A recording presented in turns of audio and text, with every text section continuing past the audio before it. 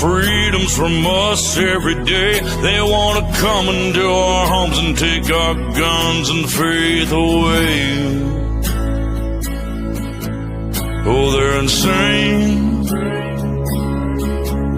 Oh, they keep pushing their lies on us every way. If you come for my family, then there's gonna be hell to pay.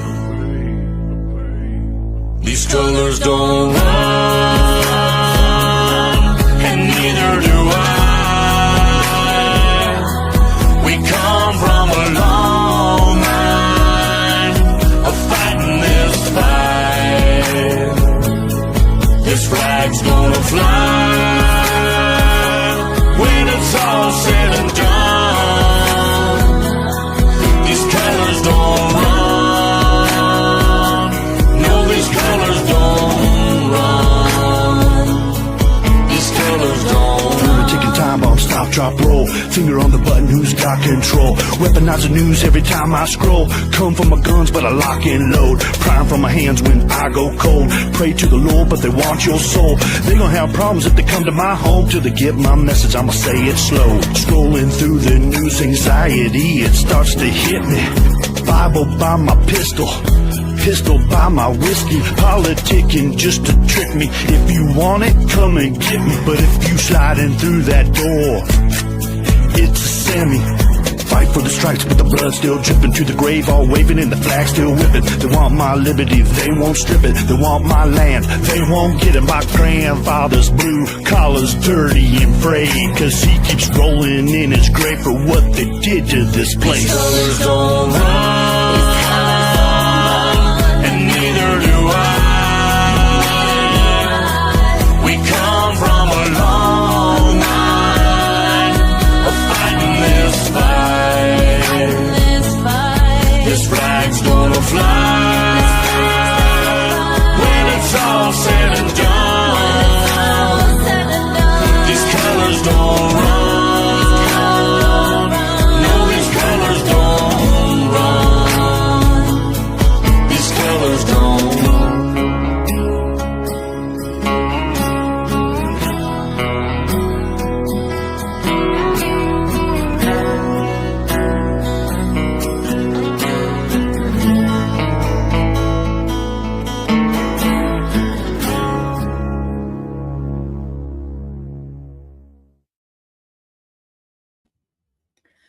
Surprise! I made it on time. Don't have a stroke, anyone. I made it. I made it at 8:30 exactly. Woo! I'm proud of myself. Hey, Darlene, Tracy, Christopher, Bitbot, Party Bonza, and Susan.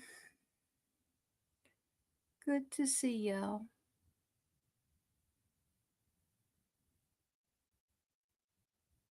Christopher, keep it up, boy. Keep it up.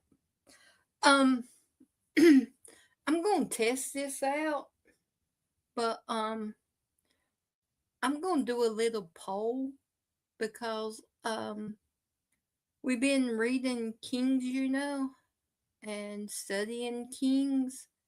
And I'm kind of afraid that we may have forgotten some of Samuel or will forget some of Kings. So I'm taking a poll to see, do y'all want to? There's only 10 questions left on Samuel, the book of Samuel. If you would want to do that, or just go ahead and start the book of Kings with the video. So I'm going to post it to see if this thing works.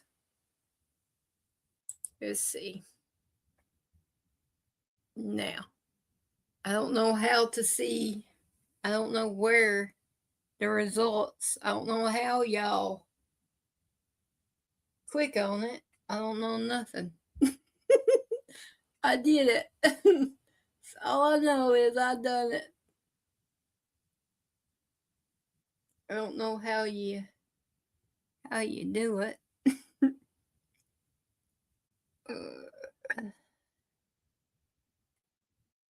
Huh.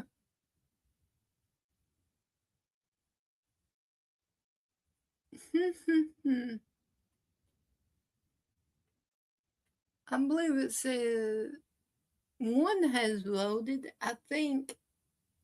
Uh-oh. We're tied up.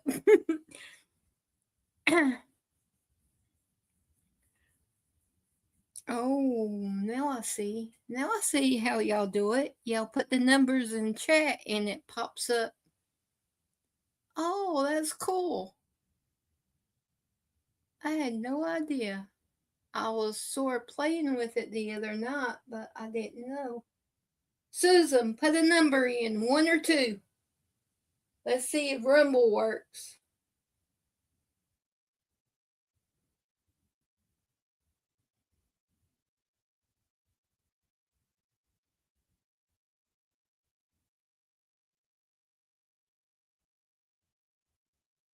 Oh man, it does. It works on Rumble too.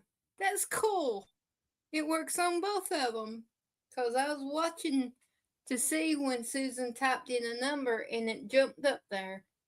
Pretty as you please. Now y'all are even. Alright. I'll check that right before the national anthem to see if I need which I've got the video for Kings ready, but to see what I need to do. So I will keep an eye on that. We will to see what everybody says. Alrighty, now let me get to what clips I got today. Alrighty.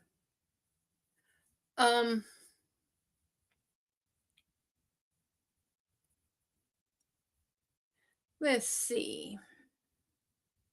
I'm going to save Trump reading the Bible right before the national anthem. So, Chris, if you will you let me know about 3 minutes before time so I can play it before the national anthem, please? Or somebody say 3 minutes, Tina. Yell at me in bold print. Okay, thank you. Okay, I got that took care of now.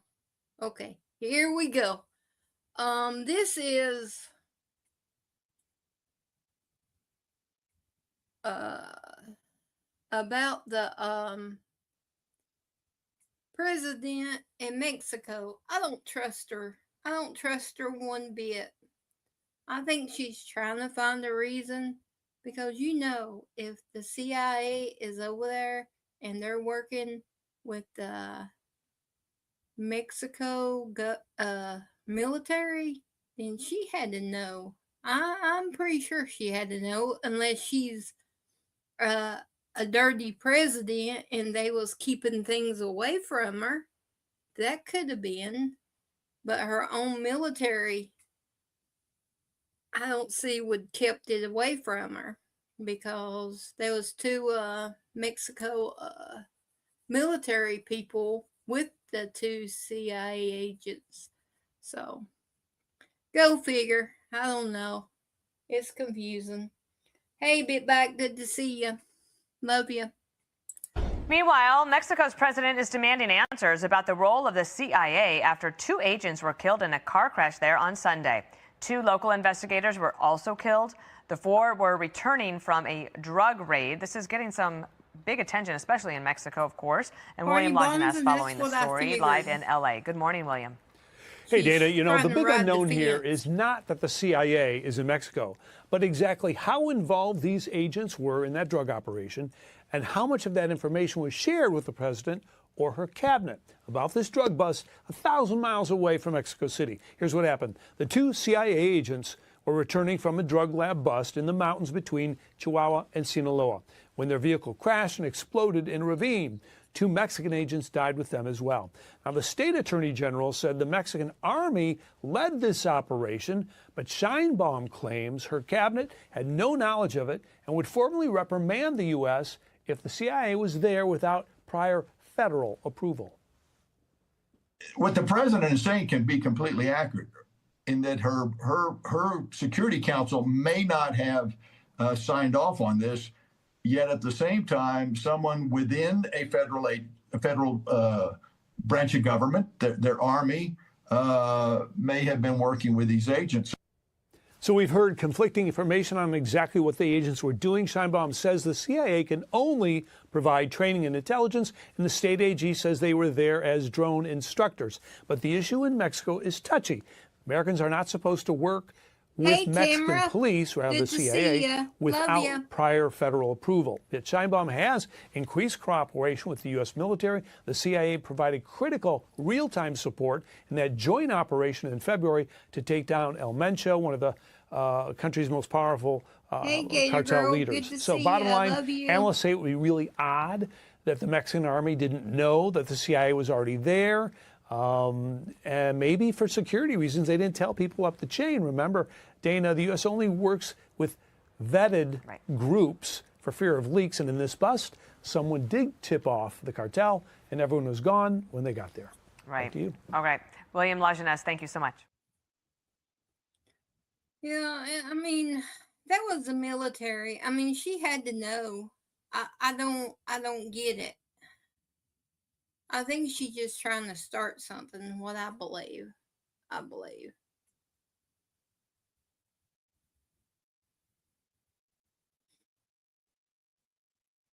Oh. For the ones that's just coming in, I'm testing this poll thing. Gator Girl, StreamYard just added it. And I was wondering if y'all wanted to finish Samuel, which there's only 10 questions left. But since we have the Book of Kings on our mind and everything, I was wondering if y'all wanted to finish Samuel since it's been 3 days, 3 nights, or just jump on to Kings, because we did do over half. We done 15 and there's 25. So that's what the poll's for. So everybody that wants to vote, just type in 1 or 2 in chat and it should pop up there. It's amazing. I like watching it. I'm like a little kid sitting here watching it. Okay. Let me see.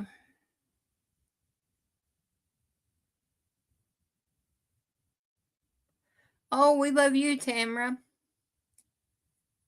Alrighty. Let's see.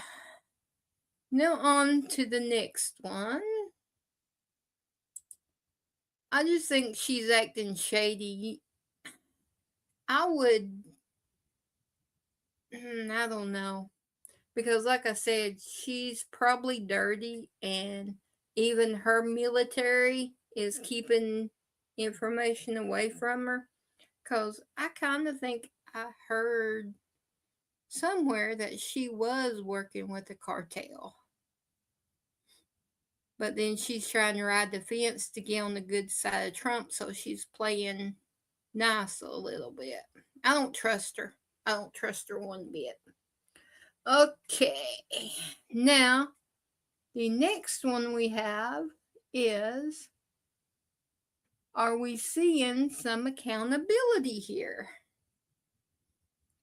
I mean, there's one clip that threw in that, I'll wait until this one finishes. And then the next one will be, they just updated it right before I came live, and I clipped it real fast. So this is the one that I got this morning. Correspondent David Spud has got the latest tonight. He's at the Justice Department. Good evening, David. John, good evening to you. And within the last 30 minutes or so, the Southern Poverty Law Center is now facing criminal charges. Not possible because an indictment has now come up by a grand jury in the Middle District of Alabama. Just moments ago behind me, Acting Attorney General Todd Blanche and FBI Director Kash Patel held a news conference announcing this indictment, which included bank fraud and wire fraud and some other serious allegations. This was an indictment against the Southern Poverty Law Center as an entity, not specific people. Now, the agency began 55 years ago, John, focusing on racial equity via legal services and other advocacy in the South. It spread nationwide. The indictment alleges that the organization paid leaders of the Ku Klux Klan and other controversial groups while they were supposedly in public trying to stop the hatred. According to the indictment, the organization created bank accounts for fictitious organizations, passed from the Southern Poverty Law Center to 2 sham accounts,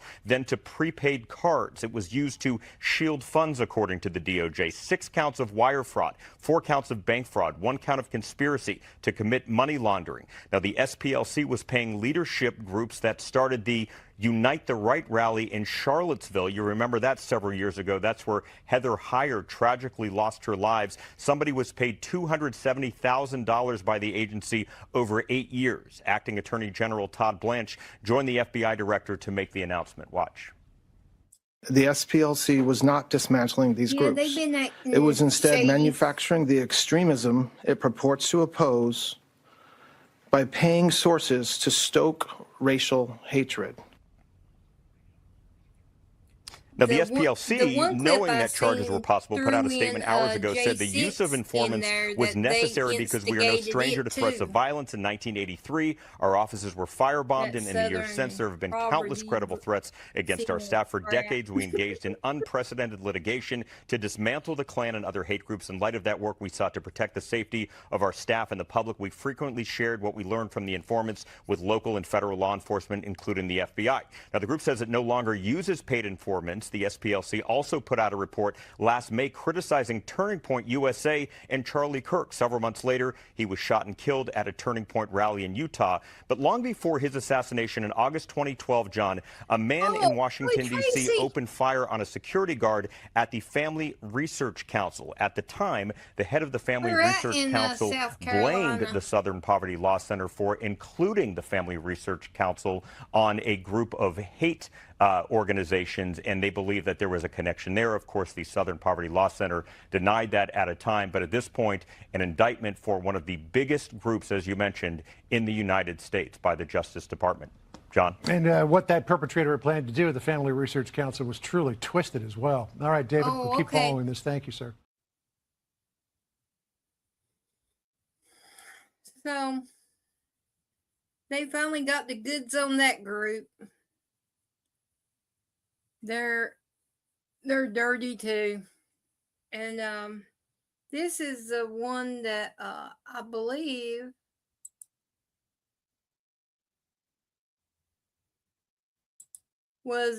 explains it better, if I'm not mistaken. I could be mistaken, but I'm pretty sure this is the one that has more information on it. I believe. Pretty sure. If I'm not, forgive me. Just listen to it, Chris. Don't start with me. But I'm pretty sure this is it. Because I was trying to catch up on some things. So I'm pretty sure this one's it. Here we go. The SPLC is a nonprofit entity that purports to fight white supremacy and racial hatred by reporting on extremist groups and conducting research to inform law enforcement groups with the goal of dismantling these groups. As the indictment describes, the SPLC was not dismantling these groups. It was instead manufacturing the extremism it purports to oppose by paying sources to stoke racial hatred. Nothing short of an explosive charge.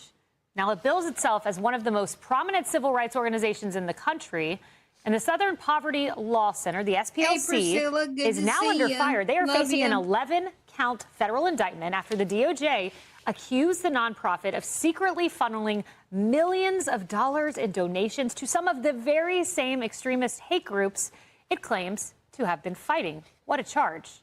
Hello, everyone. This is Outnumbered. I'm Kayleigh McEnany here with my co-hosts, Harris Faulkner and Emily Compagno. Also joining us, Lydia Hu, Fox Business correspondent, and Paul Morrow, retired NYPD inspector, attorney, Fox News contributor, and host of the weekly Rap Sheet on Fox Nation, and perfect for our lead story today.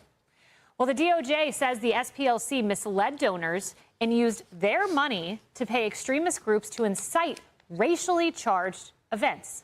Listen to this. The investigation claims that $3 million was dispersed between 2014 and 2023 to the groups, including this, $1 million to the neo-Nazi organization National Alliance, $300,000 to a member of an Aryan Nations affiliate, and $270,000 to a member of the Unite the Right group that planned the Charlottesville rally that became a key talking point of the left year after year after year. And the DOJ now hitting the SPLC with 6 counts of wire fraud, 4 counts of bank fraud, and 1 count of conspiracy to commit money laundering. Acting Attorney General Todd Blanche tells Fox News that the Biden White House did nothing to combat this. This investigation was opened during the Biden administration and then mysteriously closed. I really don't have any information about why it was closed. And then we started again last year. The FBI did, working with the U.S. Attorney in Alabama. And it's extraordinarily egregious. Good to see you.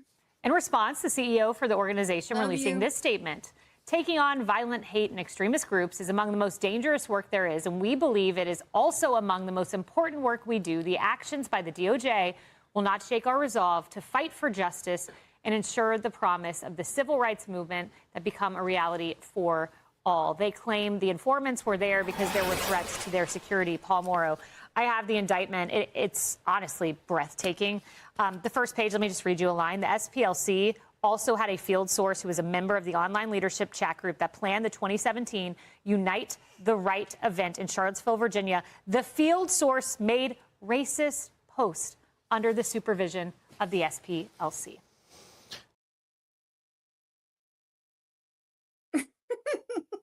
Priscilla, you go, girl. Okay, here's another little fast one. This one's the headline news that I didn't show y'all that they said was important. That they said. The SPLC is a nonprofit entity that purports to... Oh, crap, wrong one. Here we go. Good evening, I'm Bill Malugin, and this is your Fox News report. More tension as Iran blocks the Strait of Hormuz, seizing 2 ships. A different ship was disabled by American forces as the U.S. continues a blockade of Iran's ports. The fragile ceasefire still holding, but only expected to last a few days. The White House says more peace negotiations could happen soon, but Iran won't commit to talking. Virginia voters approving dramatic changes to their congressional districting map, giving Democrats a good chance to win 10 out of the 11 districts. Several states have drawn new maps ahead of the midterm elections. Republicans are now eyeing Florida, a move Democrats say could backfire and yield even more blue seats. 2 people are dead and at least 19 injured in West Virginia in what officials are calling a chemical emergency. It happened this morning at Catalyst Refiners, a silver refinery plant which is in the process of shutting down. The emergency triggered a mile-wide shelter in place for part of the day. Wildfires exploding across Georgia, destroying nearly 50 homes. 91 counties are under states of emergency, and evacuations are underway with more than 90 drought-fueled fires this week alone. Roblox will pay more than $35 million in settlements to 3 states. West Virginia, Alabama, and Nevada argued the gaming platform's child safety protections didn't do nearly enough. Roblox has made safety updates, but is still facing other lawsuits. So,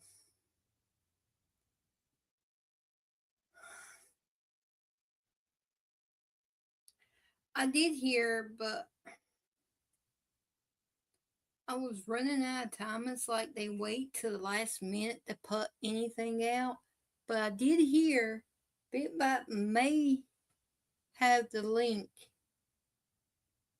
because he's on top of the news.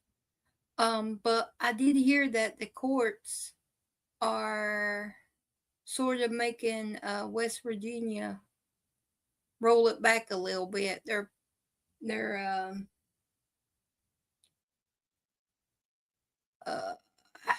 what did they say? They was suspending the election results because there's some controversy or something over the voting. I did see that on X, I believe. And then there was a clip on it, but like I said, I was running out of time. You heard it too, Priscilla? Okay, good. Okay, Chris reminded me. Thank you, Chris. Okay, this is President Trump reading the Bible before we do the national anthem. I hope I've got it timed out right. So here we go with him reading the Bible last night. I believe last night.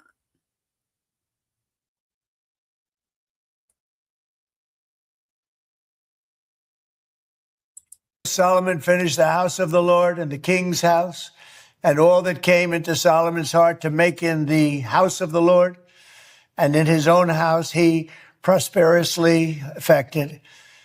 And the Lord appeared to Solomon by night and said to him, I have heard your prayer and have chosen this place to myself for a house of sacrifice. If I shut up heaven, that there be no rain, or if I command the locusts to devour the land, or if I send pestilence among my people, if my people, which are called by my name, shall humble themselves and pray and seek my face and turn from their wicked ways, then will I hear from heaven and will forgive their sin and will heal their land. Now my eyes shall be open and my ears attent to the prayer that is made in this place. For now I have chosen and sanctified this house, that my name may be there forever, and my eyes and my heart shall be there perpetually. And as for you, if you will walk before me, as David your father walked, and do according to all that I have commanded you, and shall observe my statutes and my judgments, then will I establish the throne of my kingdom according to as I have covenanted with David your father, saying, there shall not fail you as a man to be ruler in Israel.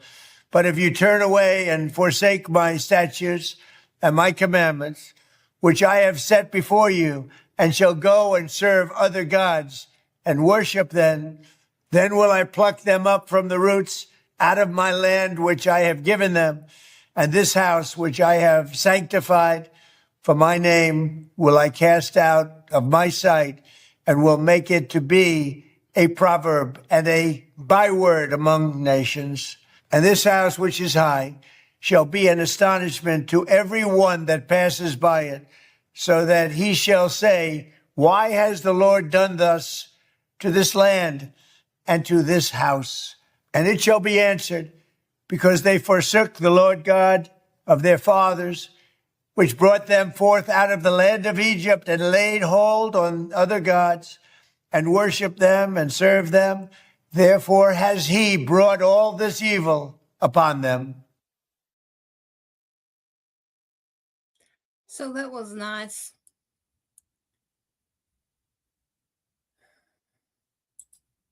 I thought it was nice.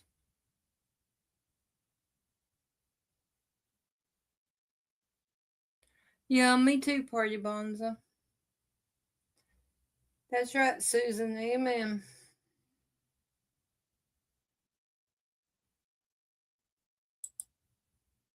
I would say something. I bet you Biden couldn't do that. I'm being mean. 3, 2, 1.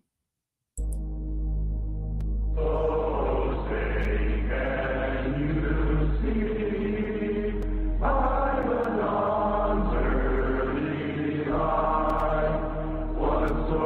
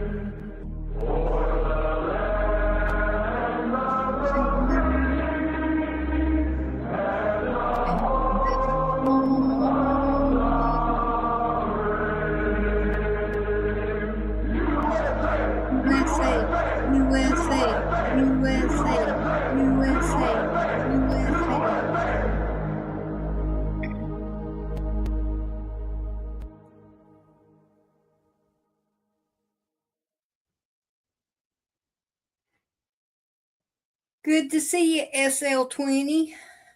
Love ya. Alrighty. Now, for our American soldiers, heroes that gave the ultimate sacrifice.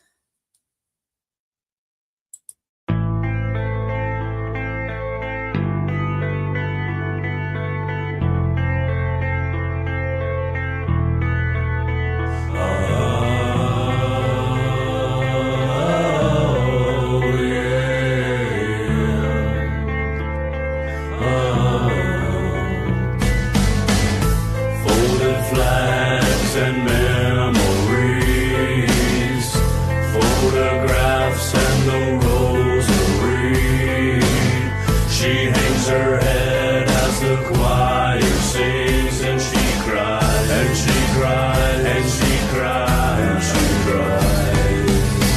'Cause her family was waiting at home and was praying for him to survive.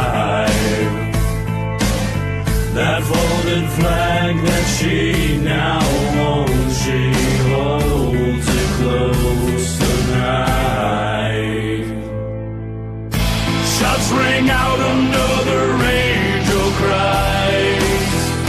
Open up the gates when he arrives. As he fell to the ground, there was no fear in his eyes. They'll bury him before they bury his bride. Yeah, this is for my people that are. Rest in peace, heroes. Thank you for your service. Okay, next is the ones that their lives got stolen by the illegal immigrants. So here we go. Rest in peace, angels.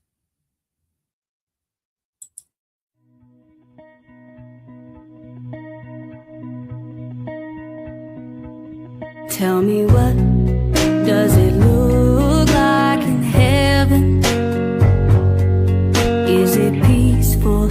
Is it free like they say? Does the sun shine bright forever? Have your fears and your pain gone away? Yeah, 'cause here on earth it feels like everything good is missing since you left. And here on earth everything's different. There's an emptiness. Oh, I hope you'll dancing in the sky, and I hope you're singing in the angels' choir, and I hope the angels know what they have. I'll bet it's so nice up in heaven since you've arrived. So tell me, what do you do up in heaven? Are your days filled with love and light? Is there music? Is there art and invention? Tell me, are you happy? Are you more alive? 'Cause here on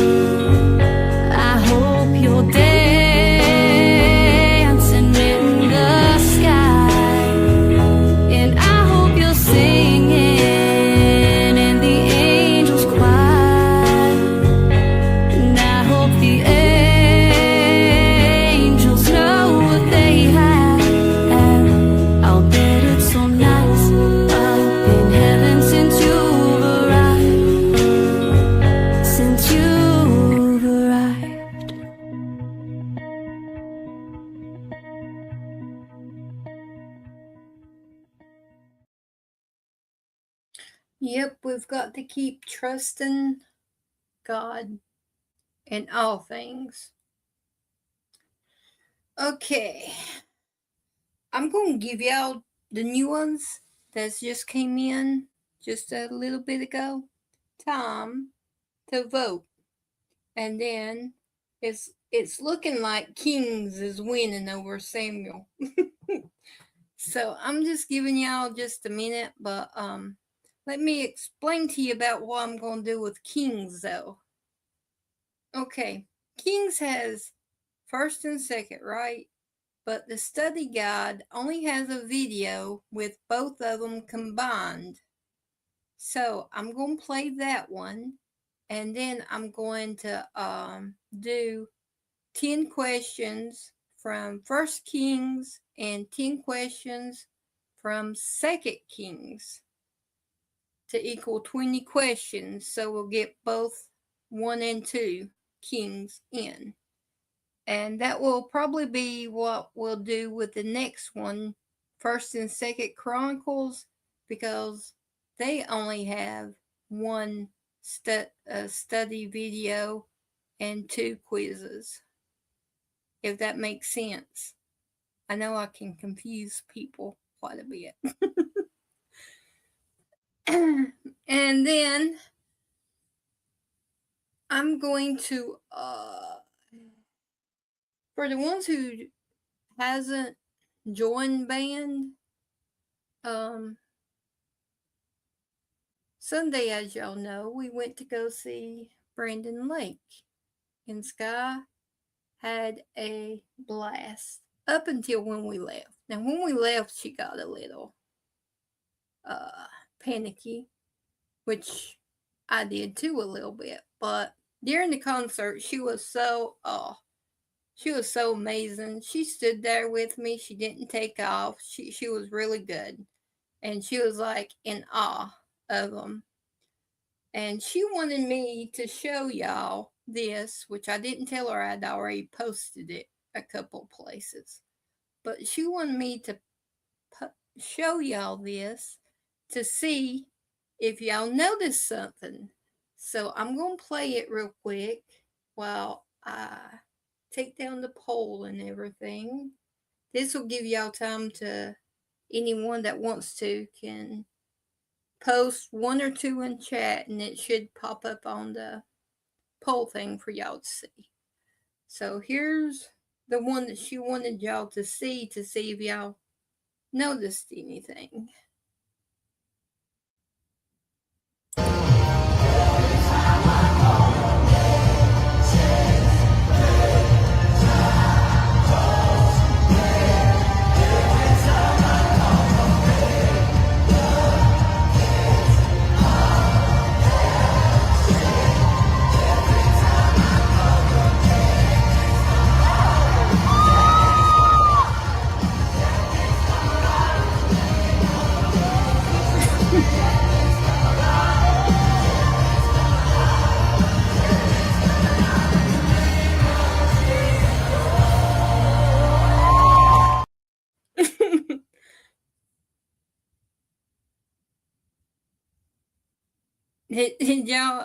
Did y'all notice anything?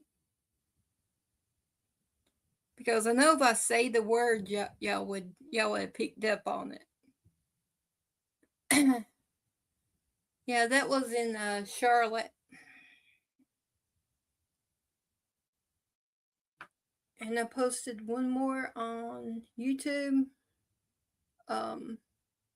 My nephew Danny, he was the cameraman, and a lot of them was, wasn't too swifty. So I'm having to go through them and adjust a little bit.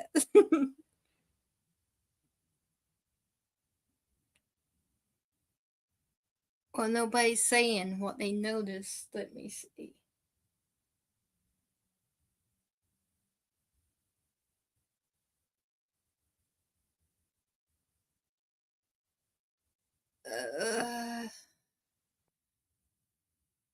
Let me see. No, nobody said it. But if y'all heard the whole night she was screaming. She was hoarse the next morning, but you could hear her go, woo, a few times there. And she was so excited. Okay. Enough of me rambling now. Okay, let me delete that. So, and now let's see if YouTube sends me an email on that, because I recorded it. It's my video. Let's see if YouTube sends me a letter on this one. So, they sent me one Monday for Saturday, so let's see. I'll play with them. Okay, here we go. Let me check the poll, which it looks like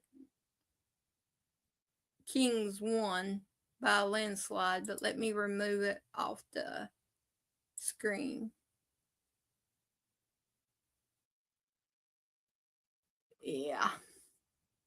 Okay. Here's the video of 1st and 2nd Kings. The books of 1st and 2nd Kings. Although they're two separate books in our Bibles, they were originally written as one book telling a unified story that continues on from the book of Samuel that came before it. So David has unified the tribes of Israel into a kingdom, and God promised that from his line would come a messianic king who would establish God's kingdom over the nations and fulfill the promises made to Abraham.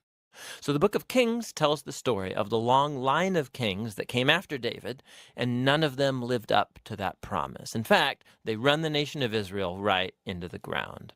The book is designed to have 5 main movements. The story begins and ends focus on Jerusalem, first with Solomon's reign and the construction of the temple, and then in this last section ending with Jerusalem's destruction and Israel's exile to Babylon. And the story leading up to this tragedy is what makes up the center 3 sections, which explain how Israel split into 2 rival kingdoms, how God tried to prevent the corruption of Israel by sending the prophets, and how exile became the unavoidable consequence of Israel's sin.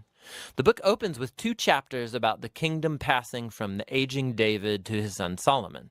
And David's final words to Solomon, they're very similar to those of Moses and Joshua and Samuel to the people. It's a call to remain faithful to the commands of the covenant and to give allegiance to the God of Israel alone. But David's words ring somewhat hollow here, because David and Solomon then go on to conspire how they're going to consolidate this new kingdom through a whole series of political assassinations. It's not off to a great start. Solomon's brightest moment comes when he asks God for wisdom to lead Israel, and he even completes David's dream to make a temple for the God of Israel. Here the story actually stops and describes the design of this temple in detail, just like the tabernacle design in the Torah.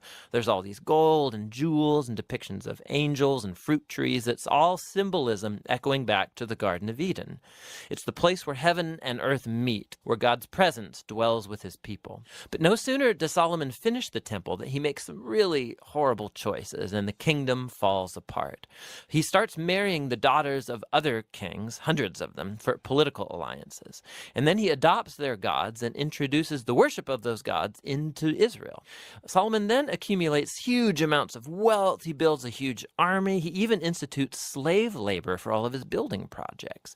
Now, if you go back to the Torah and look at God's guidelines for Israel's kings in Deuteronomy 17, Solomon is breaking every one.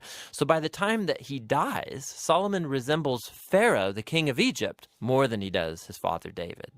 The next section of the book opens with Solomon's son, Rehoboam, acting just like his father. It's a very sad story of greed and lust for power. He tries to increase taxes for slave labor. And under the leadership of Jeroboam, the northern tribes reject this, they rebel and secede, and form their own rival kingdom. And so now in the story, you have the southern kingdom, Judah, centered in Jerusalem with kings from the line of David, and now this new northern kingdom called Israel, whose capital will be Samaria eventually. Jeroboam also goes on to build 2 new temples to compete with Solomon's temple in the south. He puts a golden calf in each one one to represent the God of Israel. The connection to Exodus 32 and the golden calf, it's all quite explicit.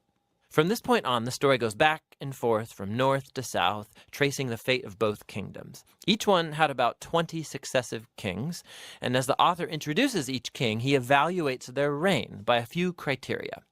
Did they worship the God of Israel alone, or did they promote the worship of other gods? Did they deal with idolatry among the people? And did they remain faithful to the covenant like David, or do they become corrupt and unjust? And according to these criteria, the author finds no good kings in northern Israel, 0 for 20, and then in southern Judah, only 8 out of 20 get a positive rating, which connects to another huge purpose in this book, and that's to introduce the role of the prophets, key figures in Israel's history. So in the Bible, prophets were not fortune tellers. Rather, they spoke on behalf of the God of Israel, and they played the role of covenant watchdogs, which means they called out idolatry and injustice among the kings and the people. They were constantly reminding Israel of their calling to be a light to the nations, that they should obey the commands of the Torah, and so the prophets challenged Israel to repent and follow their God. In these center sections for each king, God then raises up prophets to hold them accountable. And the most prominent prophets are the northern ones, Elijah and his disciple Elisha, right here in the center of the book.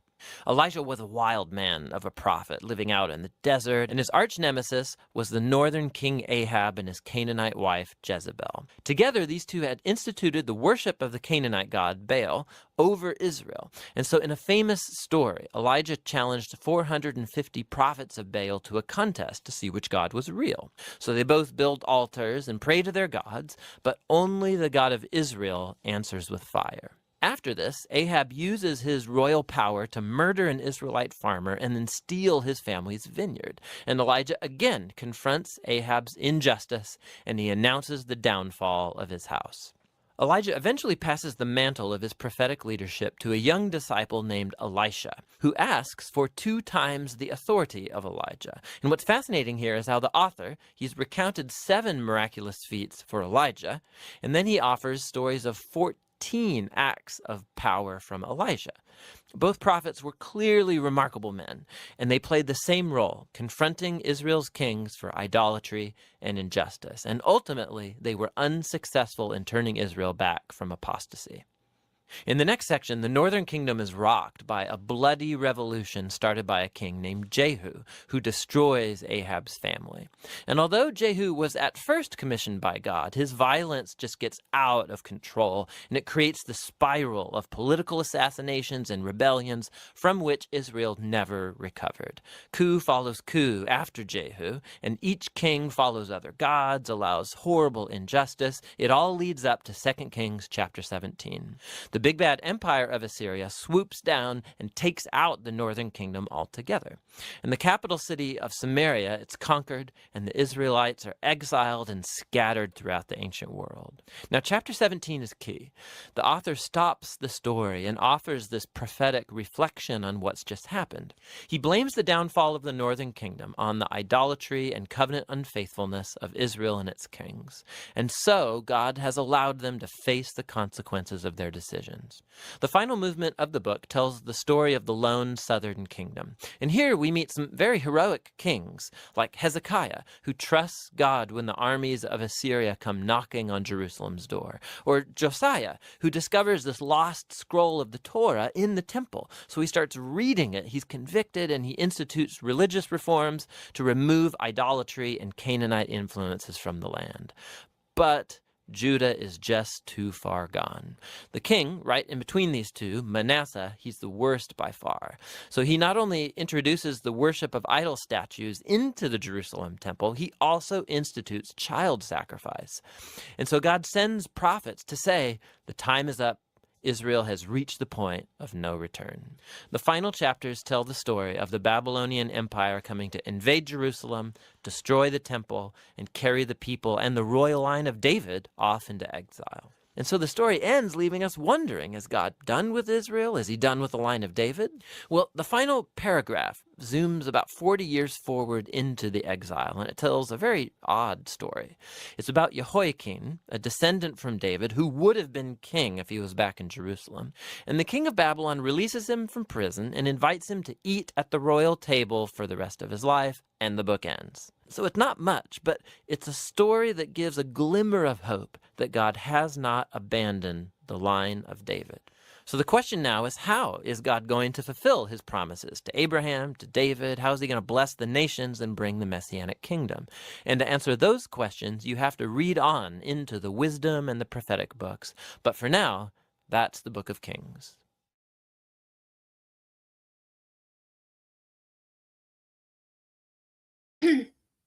So that was a quick review of what we seen on Gator Girls channel.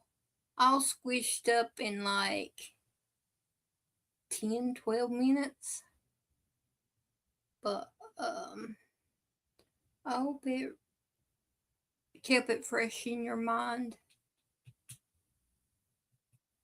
And SL, you got this. You got this. You got this trivia. All of us has got it. Okay.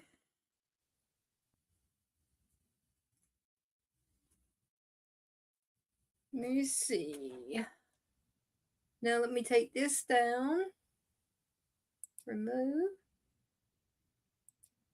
Delete it. Remove it from the studio.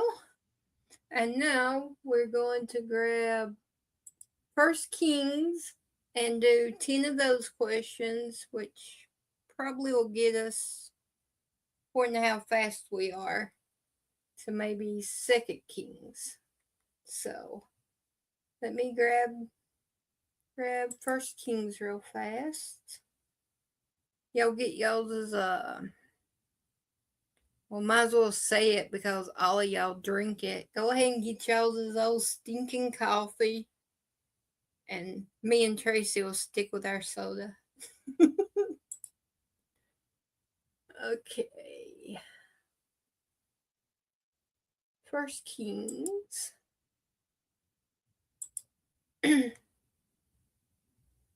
Welcome to the Bible Quiz. Today, we're about to embark. Okay.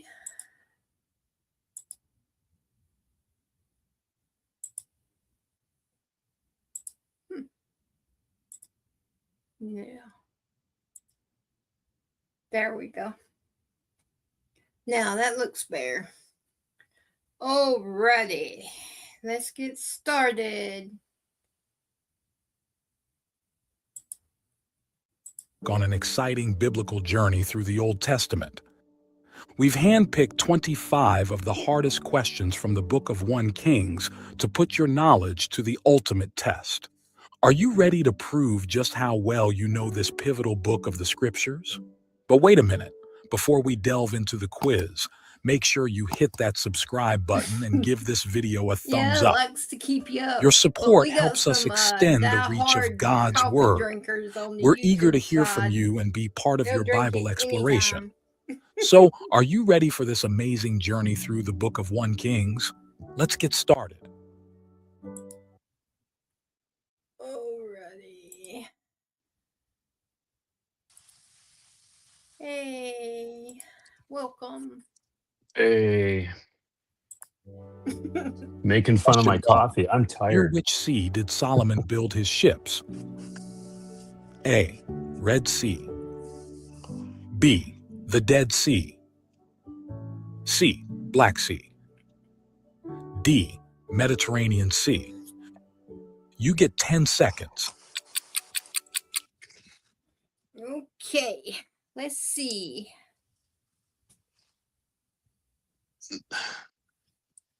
You know these? Good, Priscilla. Let's show them. Gator Girl with an A. Christopher with an A. Darlene with an A. Tracy with an A. Priscilla with an A. Melanie with an A. Coming in hot.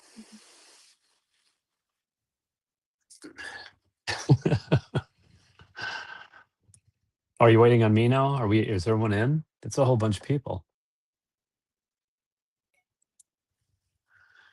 You can Yeah, go ahead okay. while I wait.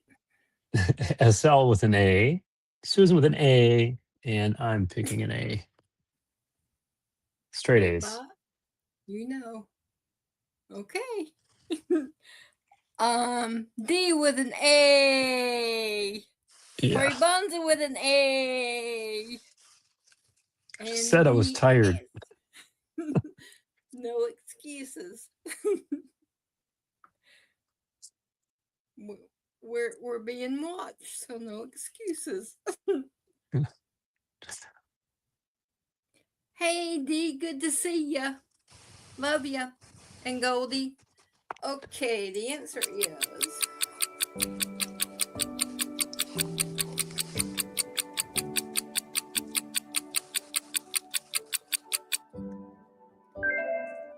boom chakalaka. That's A, Red Sea. In 1 Kings chapter 9, verse 26, King Solomon built a fleet of ships at Ezion-Geber near Eloth, on the shore of the Red Sea in the land of Edom. These ships were used for trade and brought great wealth to Israel. This action demonstrated Solomon's strategic economic initiatives and his expansive influence through maritime trade. Question 2. To whom did the ravens bring food? A. Noah. B. Elijah. C. Elisha. D. Moses. You get 10 seconds. I'm pretty sure. I think I know, but I'm not 100% until I see some people putting it in chat. I'm going with a B. That's what I was thinking, but I wasn't 100% sure. I forgot this about ravens. Well, our thinking was right. Party Bonza with a B coming in hot. Gator Girl with a B. Christopher with a B. Tracy with a B. Darlene with a B. Melanie with a B. D with a B coming in hot. And Priscilla with a B.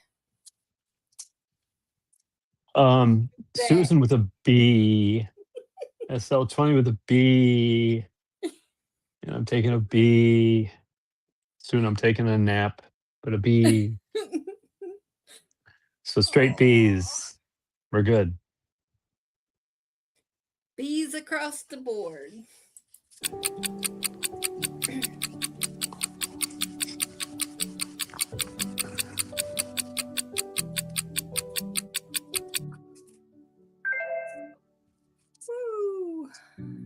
That's B, Elijah. During a period of drought and famine, God commanded ravens to bring food to the prophet Elijah. While he was hiding by the brook Cherith, the ravens brought him bread and meat every morning and evening. This miraculous provision highlighted God's care for his prophet and Elijah's dependence on divine sustenance in times of need. 1 Kings chapter 17, verses 4 to 6. Question 3. A prophet asked a fellow prophet to strike him, but he didn't. So what was his fate? A. He was stoned. B. A lion killed him. C. He was exiled. D. The prophet struck him. You get 10 seconds.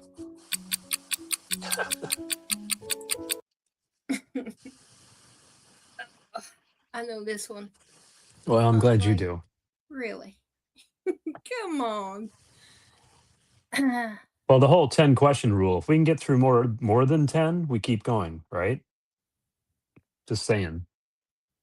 Well, if you want to, I just thought that I would. I'm just saying if we put 10 on the target for tonight, but if we can get through, we can keep going on this one, and then tomorrow we do the other one. Okay. Go ahead. Deal. Let me see. Party Bonza with a D. Christopher with a D. Gator Girl with a B. Melanie with a B. Tracy with a B. Darlene coming in hot with a B. And Priscilla with a B. And me with a B. SL with a B. Susan with a B. And I picked B. Mine's not that exciting, just a B.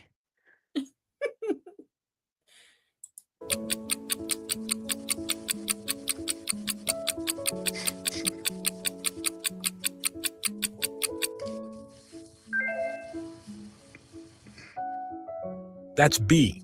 A lion killed him. In 1 Kings chapter 20, verses 35 to 36, a prophet asked his companion to strike him as a command from the Lord. When the man refused, the prophet declared that a lion would kill him for his disobedience.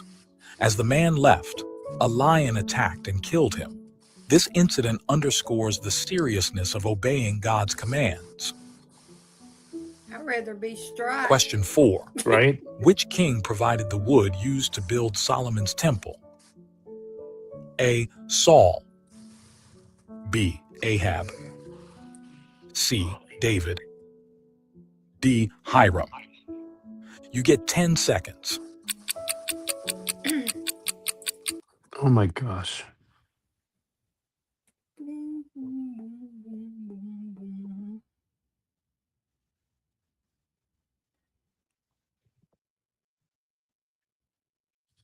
That's true, Party Bonza. Let me see. Yeah, I'm Old D praying for you. You need some rest too. We got Christopher with a B. We got Party Bonza with a B. Gator Girl with a D. Tracy with a D. Darlene with a D. Priscilla with a D. Melanie, she's got a question mark. And D's got, a question mark. And me with a D. SL with a D, Susan with a D, and I have a D. Okay, the answer is...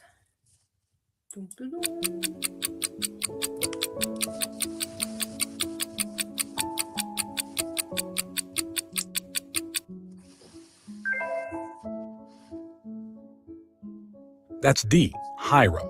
King Hiram of Tyre provided cedar and cypress wood for the construction of Solomon's temple, 1 Kings chapter 5, verses 8 to 10.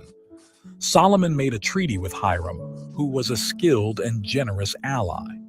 This cooperation facilitated the building of the magnificent temple in Jerusalem, symbolizing the collaborative efforts between nations to honor God. Question 5. Which king proposed to cut a living child in half to identify the true mother? What? A. Saul. B. David. C. Solomon. This one was on D. Gator Girl. Rehoboam. You get 10 seconds. I don't remember.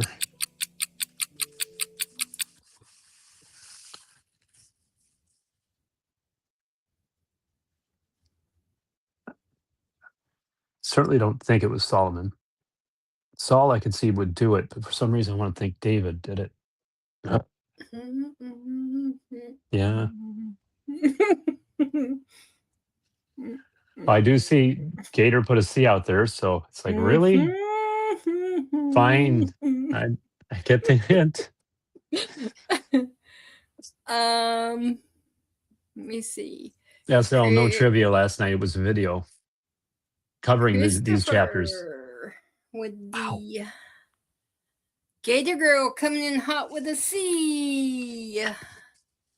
Priscilla with Tracy with a C, Melanie with a C, Party Bonza with a C, Darlene with a C, and D with a C.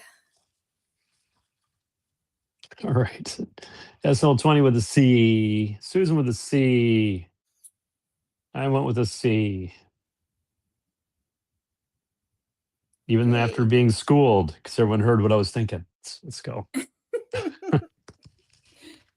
And the answer is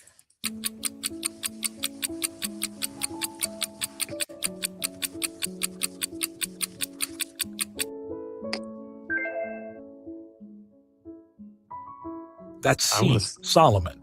In 1 Kings chapter 3, verses 24 to 27, King Solomon proposed to cut a living child in half to resolve a dispute between two women claiming to be the child's mother. Solomon's wise judgment not only saved the child, but also demonstrated his God-given wisdom in administering justice. I just don't think it's wise. Friendly reminder, subscribe now to keep up with the latest updates and exciting content coming your way. Question 6. Who was Elijah's disciple? A. Elisha. B. Jonah. C. Isaiah. D. Jeremiah. You get 10 seconds.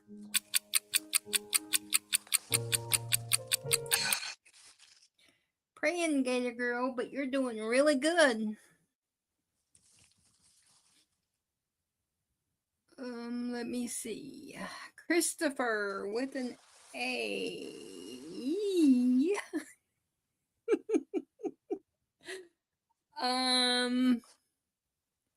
Gator Girl with an A. Tracy with an A. It'd be lazy and just say everybody everywhere, but no. Okay. No, keep going. A's. Okay, you ready? I think we're ready. We got all A's over here, so.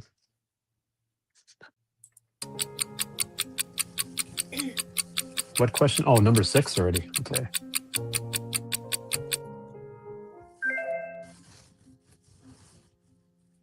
That's A, Elisha. Elijah found Elisha plowing a field and cast his cloak upon him, symbolizing the transfer of prophetic authority. Elisha then left his work to follow Elijah, becoming his devoted attendant and successor. 1 Kings chapter 19, verses 19 to 21. Question 7. How did the Lord appear to Elijah? A, in a fire. B, in a whirlwind. C, in an earthquake. D, in a gentle whisper. You get 10 seconds. Well, oh my gosh, I'm going to get this wrong. No way. That's enough of a hint for everybody. Party Bonza with an You might want to reconsider. I get a girl with coming hot with a D. Tracy with a D. Christopher with a D. Darlene with a D. Melanie with a D with a maybe. And Priscilla with a D. SL20 with a D. Susan with a D. And I'm going with a D.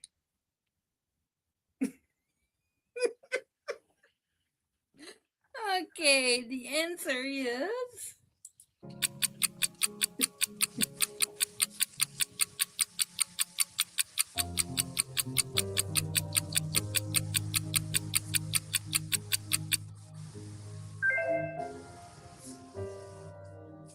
That's D, in a gentle whisper. In 1 Kings chapter 19, verses 11 to 12, after fleeing from Queen Jezebel, Elijah experienced God's presence on Mount Horeb. This encounter taught Elijah that God's presence and guidance often come in quiet, subtle ways, emphasizing the importance of listening for God's voice amidst turmoil. Question 8. What young virgin kept the aged King David warm? A. Tamar. B. Abishag. C. Michal. D. Bathsheba. You get 10 seconds.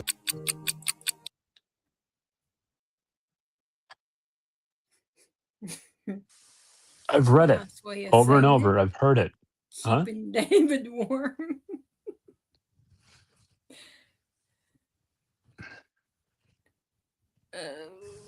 Let's see. Yeah, I'm gonna thank you, SL20. Party Bonza coming in hot with a B. Christopher with an A. Gator Girl with a B. Tracy with a B. Darlene with a B.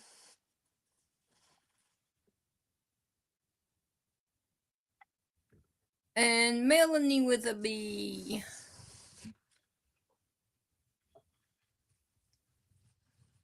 Praying for D. And you too, Gator Girl. And Gator Girl with a D. And Priscilla coming in with a... No, Gator has a B. She was just saying she was talking to Derek. Yeah. Oh. So she's okay. SL with a B.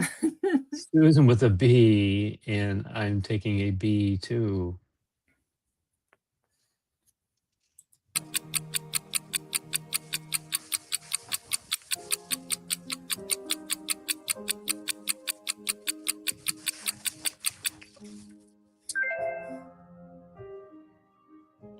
That's B. Abishag. Abishag, the Shunammite, is introduced in 1 Kings chapter 1, verses 1 to 4 as the young virgin chosen to keep the aged King David warm. Abishag's presence in David's court also played a role in the political intrigue following his death, highlighting the complexities of royal succession. Question 9. How many days did Elijah take to travel to Horeb where he neither ate nor drank? A. 20. B. 30. C. Good night, 40. D. D. Be 50. safe. You get 10 seconds. Ooh. Oh, yeah. Let's see. We got Christopher with a B. No. Gator Girl coming in hot with a C. Darlene with a C. Priscilla with a B. Melanie with a C.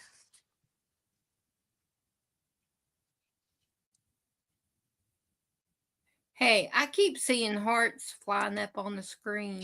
Oh, yeah. Yeah. How about that? See? Yeah.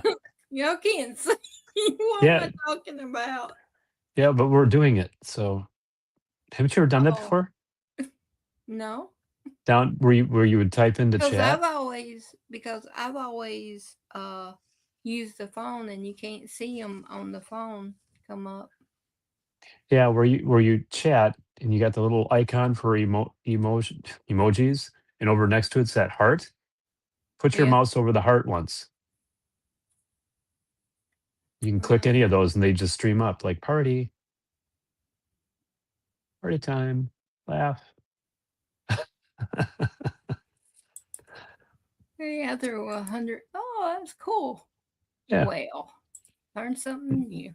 We can all see it now. There you go. Let me see. Gator Girl with a C. Tracy with a C. Darlene with a C. Priscilla with a B. Melanie with a C. Party Bonza with a B. Aw, Melanie. Susan with a C. SL20 with a C. And I picked C. Straight C's. Yay. The answer is...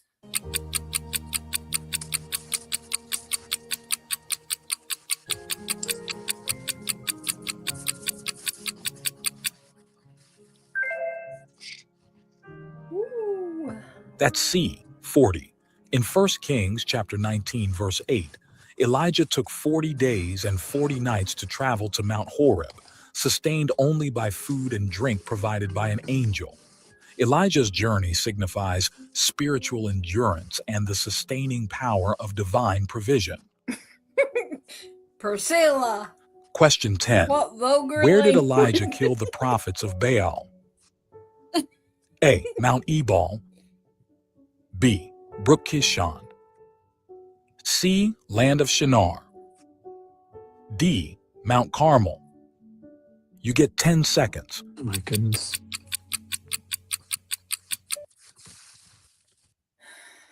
I really don't know, but I like brooks, kind of like creeks, so I'm going to go with B for brook. Oh, Tina logic. Okay. So, yeah, Tina logic here going on. So we'll see how bad I messed it up. I don't know. Everybody seems to be agreeing with you. Oh, Gator Girl with a B. Christopher with a B. Party Bonza with a B. Darlene with a B. Melanie with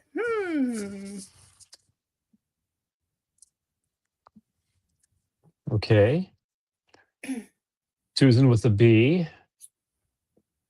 SL20 with a D. And I'm with a B. I just picked B because brook and creek, the sound of water. So great. Don't mean nothing. I don't know. Kishon sounds familiar.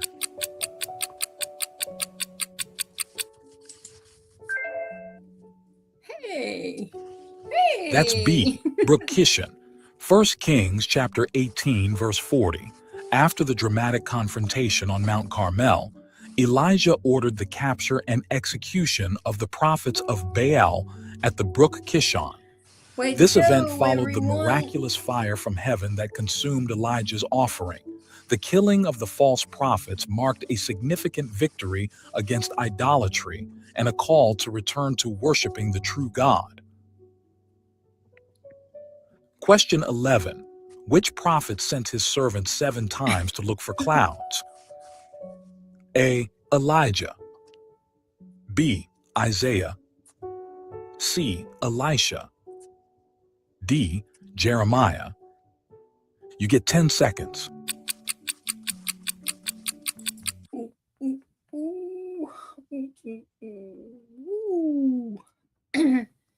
Gator Girl coming in hot, very hot with an A. Christopher with an A. Darlene with an A. Melanie with an A. Tracy with an A. Party Bonza with a C. Priscilla with a C. SL with an A. Susan with an A. And I picked an A. Okay. The answer is...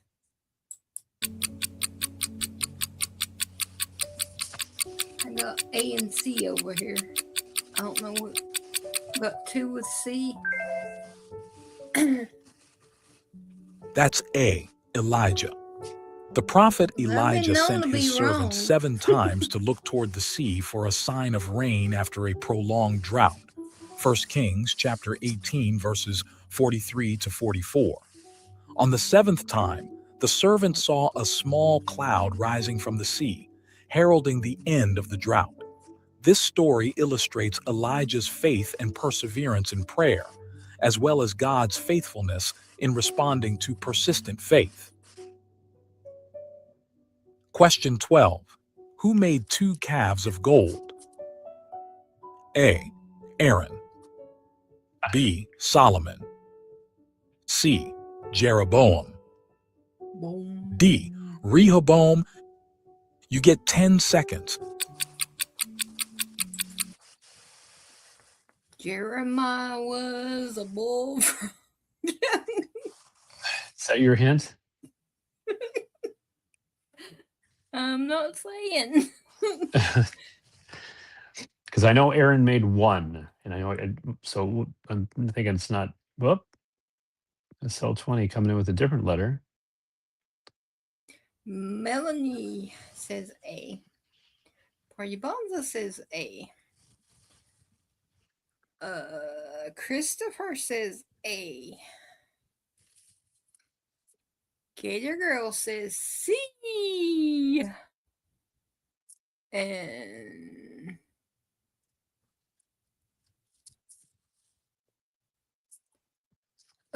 Tracy with a C. Darlene with a C.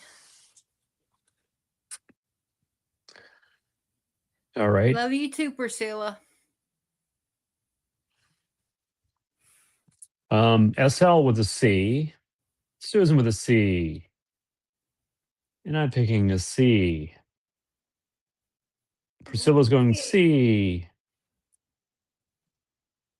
Oh, Priscilla went to C. Woo-wee. Here we go.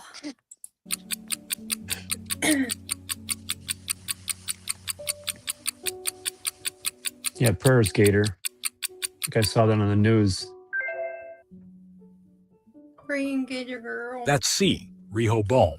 In 1 Kings chapter 12, verses 28 to 30, King Jeroboam made 2 golden calves and set them up in Bethel and Dan to prevent the Israelites from going to Jerusalem to worship. This act was a significant sin that brought divine judgment and strife upon his reign and the kingdom of Israel. Question 13. Who was the prophet who confronted King Ahab about his sins? A. Jeremiah. B. Elisha. C. Isaiah. D. Elijah. You get 10 seconds.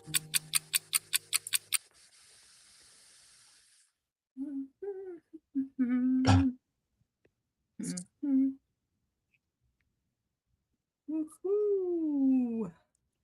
Party bombs are coming in hot with a D. Christopher with a D. Gator Girl with a D. Tracy with a D. Priscilla with an A. Melanie with a D. Darlene with a D. And I'm going with a D. Chris. Really, Chris? You think? I'm going with a D. I try, Chris. SL's going with a D. And Susan's with a D. You pretty much stick together over here on Rumble. Yeah. That's teamwork Uh-oh. makes the dream work. Oh, crap, what, Priscilla?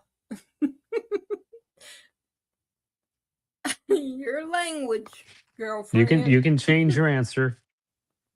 Yeah. We're all Anybody learning. can change your answer if they want to, because we're learning.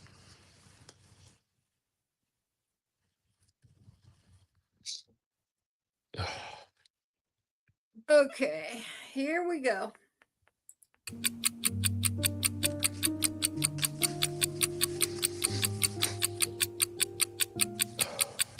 Priscilla with a D.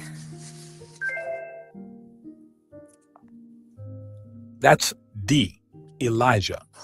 In 1 Kings chapter 21, verses 17 to 24, the prophet Elijah confronted King Ahab about his sins, particularly regarding the unjust seizure of Naboth's vineyard and the ensuing murder.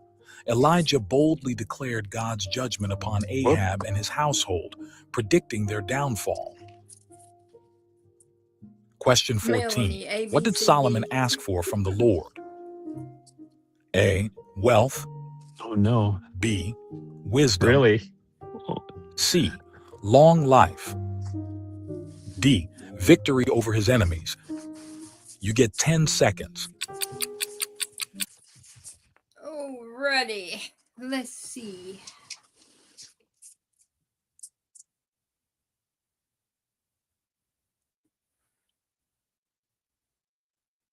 Come on, Chris. Oh, Gator Girl with a D. Priscilla coming in hot with a B. Wait. B. Well, you know my problem. Party Bonza with a B. Lowercase gives me trouble. Christopher with a D. Melanie with a B coming in hot. Tracy with a D. Darlene with a D. Oh, Rumble, straight B's. And Darlene coming in with a B. And Gator Girl with a B. And I'm going with a B.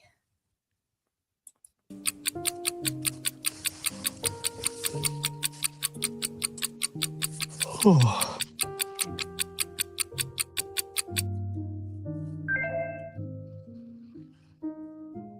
That's B, wisdom.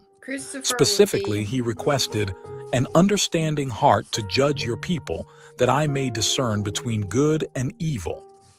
This selfless request pleased God, who granted Solomon unparalleled wisdom, as well as riches and honor. Solomon's choice underscores the value of seeking divine guidance and prioritizing the well-being of others over personal gain. 1 Kings chapter 3, verse 9. Okay, Question last one, 15. I think. Who was Reggie. King David's commander? A. Joab. B. Abner. C. Amasa. D. Benaiah. You get 10 seconds. Oh, no. Yeah. Who was King David's commander? Who can guess it first? Let's see. Oh. Party Bonza with a B. Gator Girl with an A. Christopher with an A. Tracy with an A. Melanie with an A. Darlene with an A. And Priscilla with an A. All right. SL with an A. Susan with an A. I picked A. A?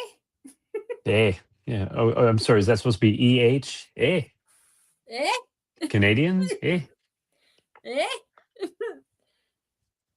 Here we go. The last answer for tonight. And then tomorrow night we'll do 2 Kings 10 until the time runs out tomorrow night. Which we'll probably get quite a bit done if we don't. I don't know. We'll see. Because we done 15 and we only have 10 left, and tomorrow night we won't have a video, so we may get all of 2 Kings in. So here we go.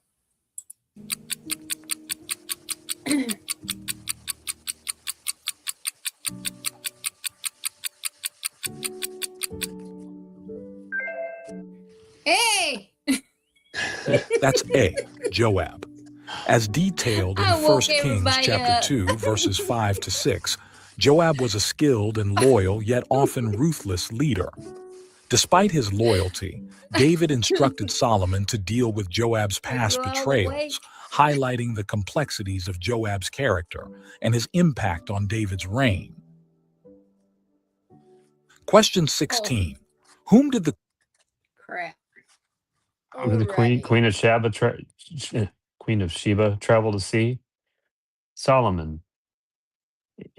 All right. Okay, I'm getting off here so you can say goodnight. All right. Thank you. Okay. Love you. You're welcome. Love you. Bye. I'll be darned. Okay. I'll see. Okay. Let's see. Okay, let's stop sharing this.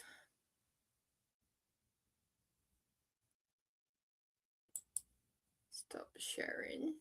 Okay.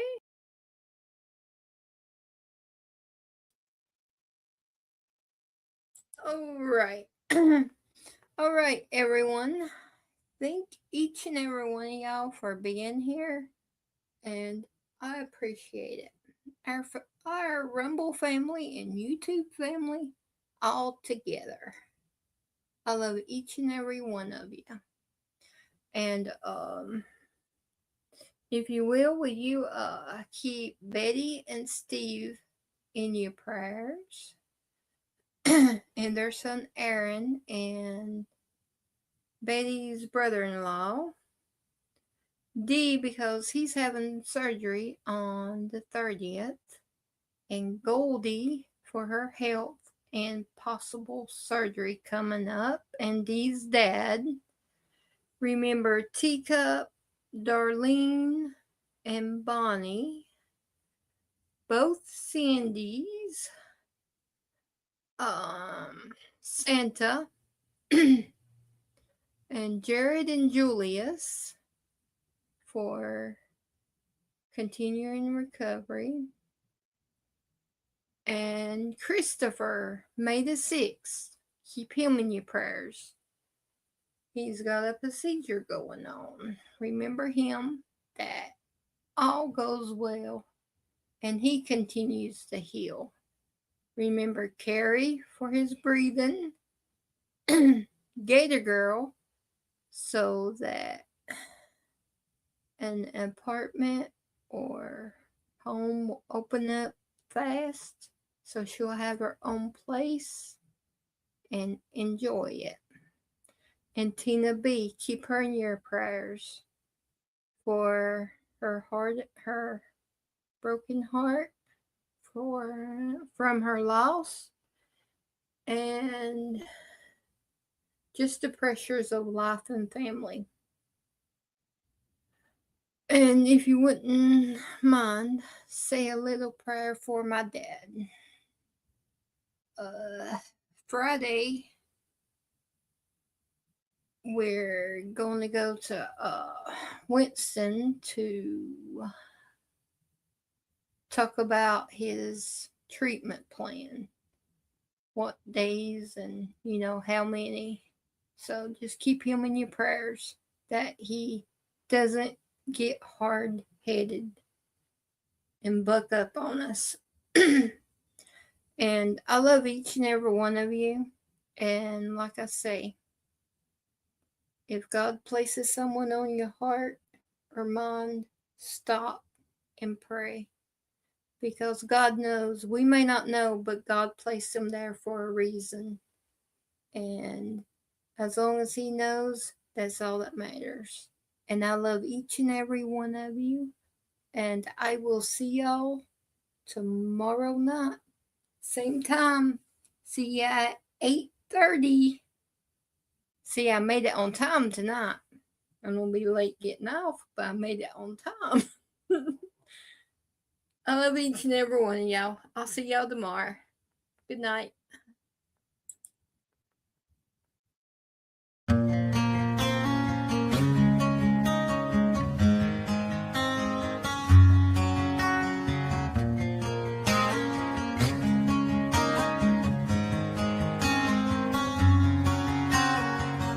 Every step I take, every stride I make, I look around, sometimes I feel alone. Think about this life I live, only so much time to give. I'm on the run into the unknown. The line I'm walking just straight, one outside I say it ain't fun. I'm not here to impress anyone. Chasing dreams ain't always what it seems. We only get one life, sometimes it's hard to see. Making a difference might be my deliverance. When it comes to freedom, yeah, that's where I find it. The hard path in life can be a lonely one. Not too many walk this road I'm on.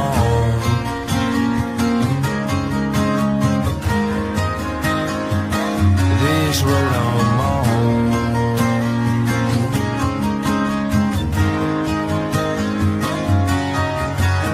Head down since I left town, sorry for the letdown.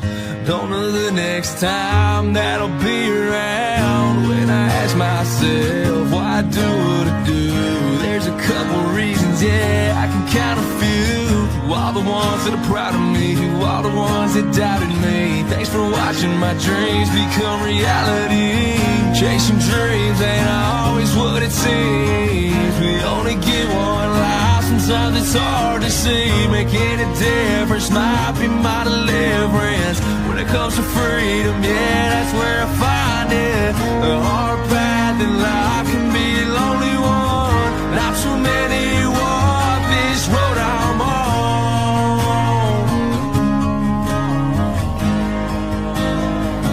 This road I'm on.